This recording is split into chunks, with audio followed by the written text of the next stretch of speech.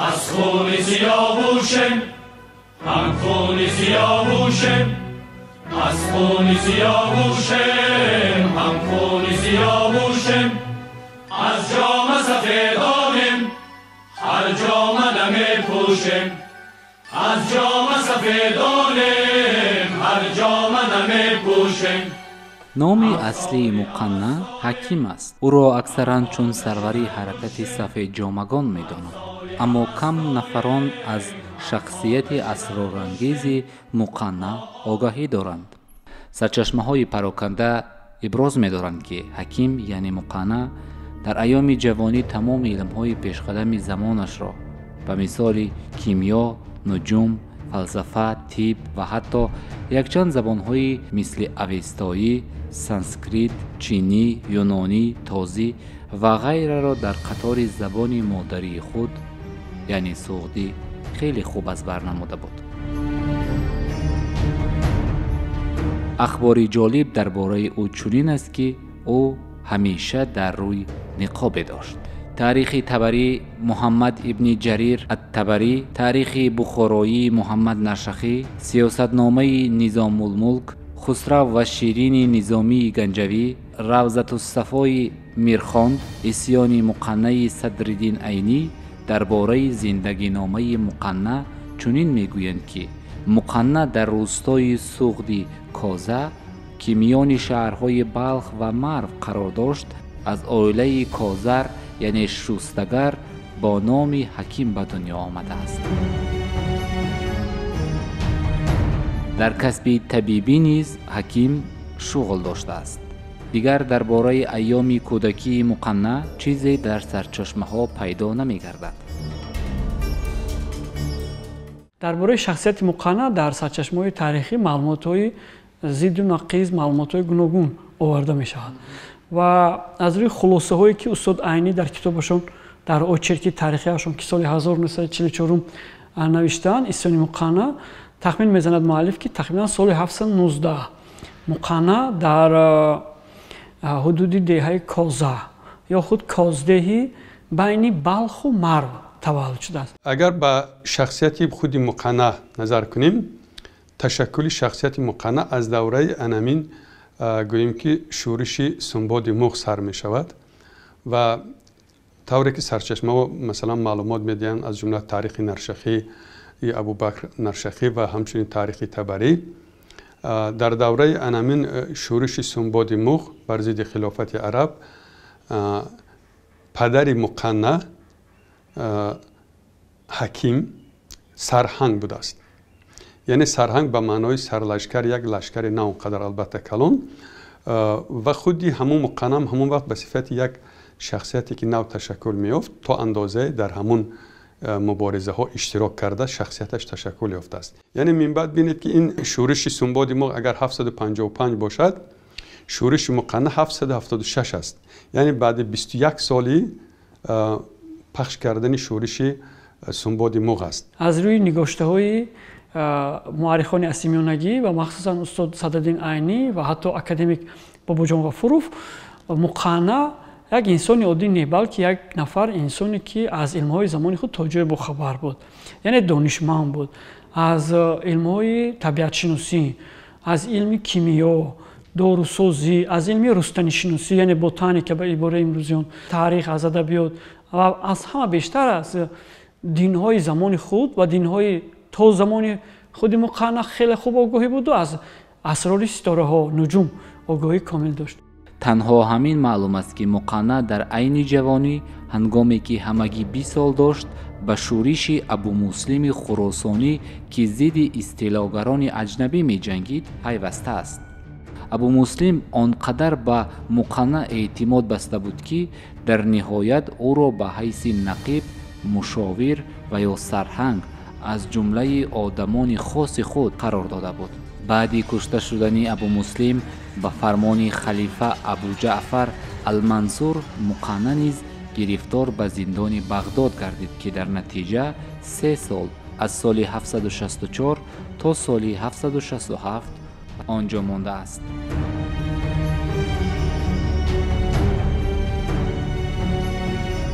муқанна дар баробари донишманд будан бисёр як марди озодихоҳ ва як марде буд ки ҳамеша истиқлоли сарзамини Хӯросон Моваронаҳро мехост.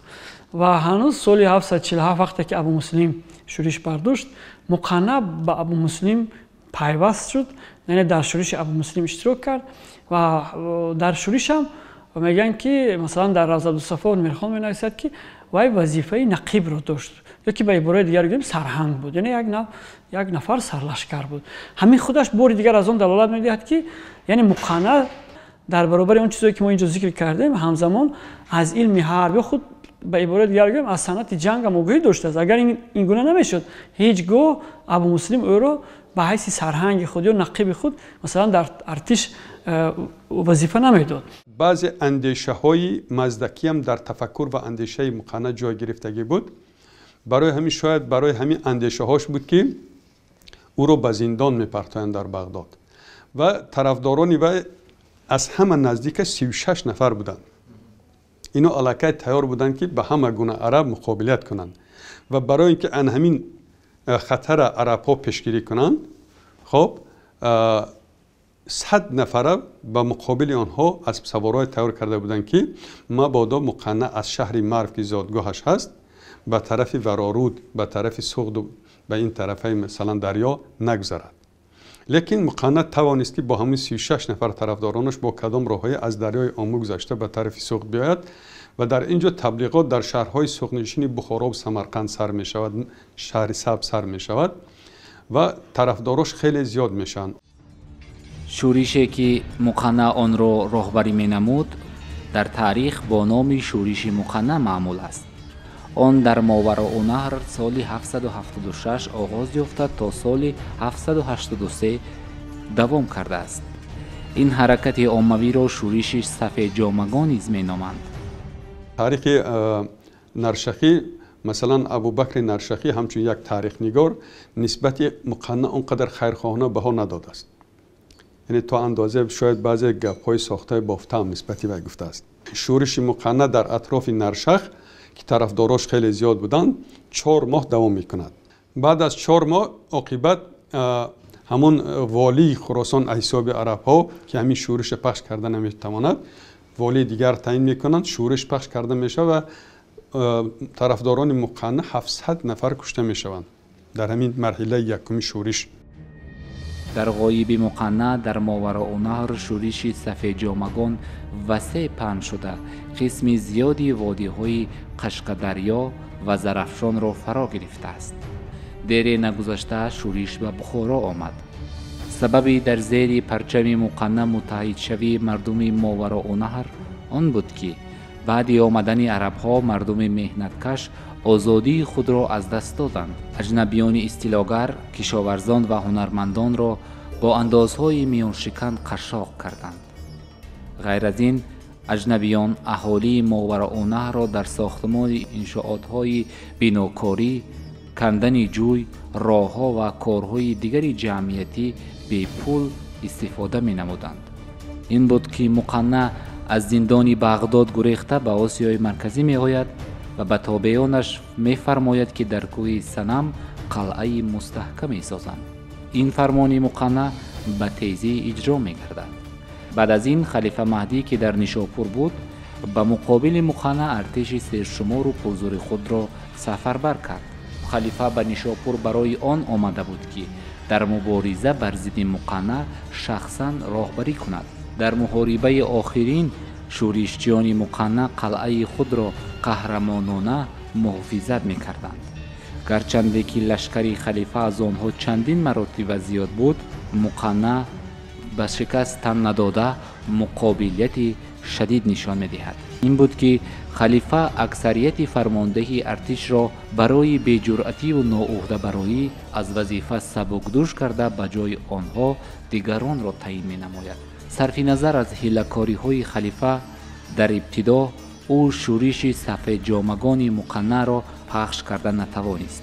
ба халифа лозим омад ки барои ин кор 7 соли худро бо тамоми ҷидду ҷаҳд ва ҳилакорӣ сарф кунад. махсусан ҳамин исьёни муқанна давоми соли 775-776 дар қаламари Бухоро бисёр авҷ гирифт ва ҳамин деҳаи Наршах ки зодаи худи Абубакри Наршахӣ аст, гуфтам мумкин ки як пойгоҳи асосӣ ё ки ба ибораи дигар штаби шӯришгарон ҳамин деҳаи Наршах буду, Нахшаб ки инҳо ҳар ду деҳаам дар ҳудуди Бухоро ҳастанд. марҳилае мешавад ки қариб ки шаҳри Бухороро ишғол мекард, аммо имконияти ишғол кардани Бухоро пайдо намешавад. Аммо мардуми Бухоро ва Самарқанд, яъне як вилоятҳои калонтарини Моваронаҳр гӯем ки асоси ҳамин Осияи марказӣ ҳамавақт ҳамин ду шаҳр буданд, чунон зиёд мешаванд ки асосан ҳукумат аллакай дар ин ҷо ҳарчанд бо номи хилофати араб бошад, дар дасти сафедҷомагон буд.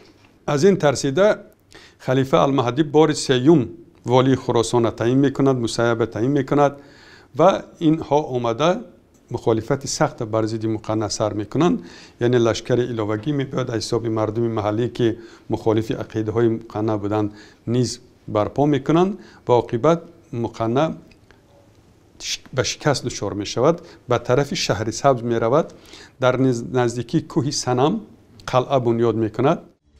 ахиран дар муҳорибаи охирин ҳам шӯришчиёни Муқанна қалъаи худро қаҳрамонона муҳофизат мекарданд. гарчанде ки лашкари халифа аз онҳо чандин маротиба зиёд буд, Муқанна ва сарбозони далеру шуҷои ӯ муборизаи беамон бо душмани ғосиб баҳри озодӣ ва истиқлолият мебурданд. аммо камии сарбозон ба он овард ки лашкари халифа қалъаро фатҳ кунанд. замоне ки лашкари ғосиби халифа қалъаи Муқаннаро фатҳ мекунанд, Муқанна барои ба дасти ғосиби беамон наафтидан заҳр хӯрда худро ба ҳалокат мерасонад ва ҳамин гуна шӯриши сафедҷомагон баъд аз 7 соли кӯшишҳои халифа Маҳдӣ шикаст мехӯрад. қалъае ки бо аз ду қисмат иборат буд, як тараф масалан ҳамун Муқанна бо наздиконаш ҷамъ омадагӣ ва дигар ҳамон одамое ки вай тарафдорӣ мекунанд, яъне силоҳаш, лашкараш низ дар ҳамон ҷо буданд ва вақте ки лашкари араб, хилофати араб аллакай бо чӣ қадар қувваи зиёд ба ин минтақа ҳуҷум мекунанд, Муқанна медонад ки дигар мухолифат кардан маънӣ надорад, ҷанга бой медиҳад, ҷои гурезам надорад, аз чор тарафаи муҳосира кардагӣ ҳастанд. ба тарафдоронаш дастур медиҳад ки заҳр нӯшида худашона кушанд, то ки масалан ба дасти арабҳо нафтанд ва худи худашам баъзеҳо мегӯянд ки заҳр хӯрда мурдааст, баъзеҳо мегӯянд худаша ба оташ андохта сӯзонда куштагӣ аст. падар арӯсаш дар таблоғи ташриқ ва бисёр нақши калон дошт, Абдулло ибни Умар ки падар арӯси Муқанна буд, яъне ҳошим буд. ҳар куҷое ки мерафтанд ҷонибдорони Муқанна хеле зиёд мештанд. чаро? зеро ки маҳаки таълимоти Муқаннаро баробарии неъматҳои табиат ишғол мекард. Муқанна таълим гирифта ё худ ғизо гирифта буд, ғизои маънавӣ гирифта буд аз таълимоти фалсафии Хуррамиҳо. Шумо медонед ки Хуррамиҳо инҳо пайравони зани Маздаг ҳастанд, Хуррама ибни Фода, ва шумо медонед ки худи таълимоти Маздаг ҳам ҳамин буд, баробарӣ буд. ва ҳамин баробариро ки дар миёни мардум талқин мекард ва аксарияти мардум бебизоату камбизоату бечора буданд бинобар сабаби зулму истисмори арабҳо, дарҳол ҷонибдорӣ кардан аз мавқеъгириҳои Муқанна. дар маҷмӯъ агар ба сарчашмаҳо бовар кунем, мегӯн мухолифат ё ки мубориза ё шӯриши мухолифат бар зидди арабҳо, бар зидди хилофати араб 14 сол давом кардааст. аз ҳамин 8 солаш ба Муқанна худаш зинда буд, пешвои шӯриш, роҳбари шӯриш, роҳбари мухолифат Муқанна буд. аммо баъде ки вай ҷанга бохту худаш низ масалан кушта шуд ё ки худаша сӯзонду аз байн рафт, тарафдорони вой пурра сархам накарданд. дар гирду канору гӯшае ки масалан боқӣ монда буданд ҳамун сафедҷомагон, боз 6 соли дигар мухолифати рӯйроста идома доданд, баъд гузаштанд ба кори пинҳонӣ. сарчашмаҳо сабаби ниқоб пӯшидани Муқаннаро ҳар хел шаҳр медиҳанд. масалан муаллифи таърихи Табарӣ мегӯяд ки Муқанна як одами зиштандом ва ба як чашми каҷ буд. аз ин боис ҳам ниқоб дар рӯ мекард. Садриддин Айнӣ ба ин андеша мухолифати худро изҳор намуда менависад ки дар ҷамоа одамони зиштрӯ ё аҳвалчашм яъне каҷчашм бисёранд, аммо танҳо ба хотири зиштӣ ё каҷчашмии модарзодӣ ҳеҷ инсони соҳибақл бар ӯ ниқоб намегирад. муаллифи Равзатуссафо менигорад ки Муқанна одаме ки зиштрӯй ва нафратангез буд. аз ин сабаб лозим медид ки айбҳои худро бо ниқоб пӯшонад. اما باز هم صدرالدین عینی به این گفته ضد برآمده میگوید که این سخنها را تنها برای بدنام کردن دشمن اشدی خود و پس زدن اعتبار عربها بافته برآوردند، وگرنه یک آدمک زشترو و نفرت انگیز چگونه میتواند خراسان و ماوراءالنهر را متحد کرده به پا بخیزاند؟ من بعد علامه های چون بیرونی و سینا از اختراعات او شگفت زده شدند. یقین که او یک انسان همدان، عالم توانا، دانشمند ذکی و یک فرد غیر عادی بود. سبب اساسی که مقنعه در سر چادر میگرفت با در نظر داشت اون چیزی که استاد عینی مینویسند واقعا همون فراری شدن و از محبس است. خب سوال پیدا میشد که این گونه عقیده از کجا پیدا میشد که چرا مثلا میگن که مقنعه در سر چادر میگیره بنابر سبب همین زشت رویی دیگر. این اندیشه ها از اثرهای مورخان اصلیمانگی مو سرچشمه گرفت. از جمله نرشخی این رو مینویسد، طبری مینویسد و میرخان در زمان تیموریان میرخان مینویسد در کتابش 12 صفحه. وقتی که در زندان بغداد چند سال میایستاد، سبب مثلا گریختنش درست سرچشمه انیق میکردن، یکی گویا گفتند که شاید آتش میشود، سوختار میشود، یعنی امکان میدهند که همون آدمای در زندان بوده به بیرون برایند و همون وقت از زندان میگریزد. و همین خیلی مثلا اندیشه هم هست که وقتی انمی سوختار بودن گویا که یک طرف روی همین حکیم ابن هاشم سوختگی بوده است و من بعد وقتی که به آزادی میبراید گریخته به شهری که در مرو تولد شدگی بود به همون شهر برمیگردد و وی علاقه به تبلیغات و تشویقات مشغول می شود و برویش یک چادر می گرفت. همین چادر در زبان عربی مقنعه است، یعنی چادر پوش. خب اینجا هم سوال دیگر پیدا میشد چی سبب میشد که اینا این گونه مقنعه رو بسیار سیاه، بسیار زشت روی نشان دادن، کثیف ارزیابی نمودن؟ ما باید به این نوبت دیدیم که مورخان ذکر شده از بس که یک نفر عالمان مسلمان تقوادار بودند و از بس که مقنعه موقع ضد عربی، موقع ضد عباسی و میشه کرده بود، به همین خاطر همچون یک نفر به عباره همون زمانه یک نفر شخص بدعتکار اعلام گردید. ان همین مبارزه های هم سنباد مخ، هم ابو مسلم خراسانی، هم مقنعه سبب شدند که حکومت عرب در این سرزمین سوز شود، سلاله های محلی بگذار به صفت تابع هم که باشند به سر قدرت آمدند و تدریجاً پیدا شد دولت طاهریان 821، بعد صفاریان و سامانیان مستقل شدند. این سه سلاله تاجیکی عاقبت کار را کردند که پر را از تابعیت خلافت برآمدند و زبان فارسی تاجیکی از نو احیا شد و ما به صفت تاجیک ماندیم. به یقین مقنعه یکی از سرآمدان راه آزادی و استقلال و وحدت سرزمین مادری خود بود.